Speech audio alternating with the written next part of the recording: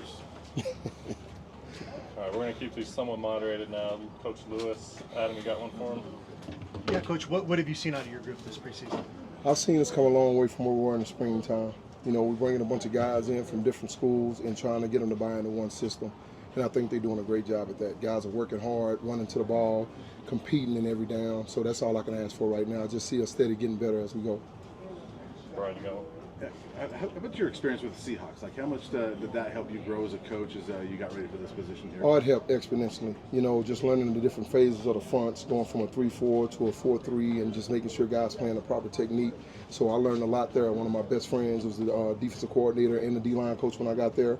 And then I just kind of came up through the ranks. He became the DC, and I took over the defensive line room. So a lot of help, a lot of growth in that area. So I just really appreciate what they did for me in my career. Nick, you go. How did this job opportunity arise? When did Coach Prime reach out to you and say, hey, we want you on our coaching staff?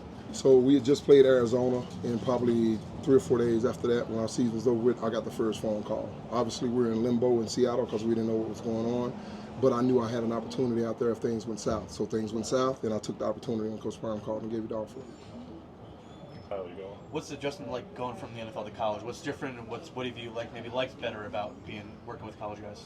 For me, it's just been the early on, like in the spring, just kind of tempering expectations because you know you got a lot of young kids. These are not men yet. So just getting them to play the way you want to and using the proper language and the proper style of coaching to reach them. You know, coming from the NFL is, you know, I'm going to tell you 3 or 4 times, and then, you know, we're going to do something about it.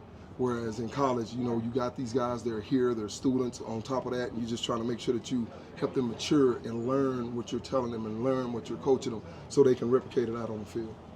Scott, you got one. Yeah. Coach Prime has talked about Deion and Samuel Cololo and a couple other guys being future pros. What do you think it is about those two in particular that makes them, you know, that have that potential? I think it's the motor and the attention to detail. You know, Deion came here from Pitt. And obviously, you know, with him, I don't know how well that was received with him transferring, but whatever.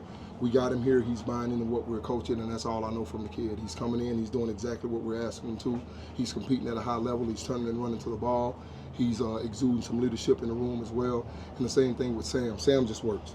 You know, you get him out there, he's going to work, he's your workhorse, he's going to do everything you ask him to the best of his ability. So, you know, those guys, I have nothing but positive things for them, and I see them possibly having a chance to go play on Sunday.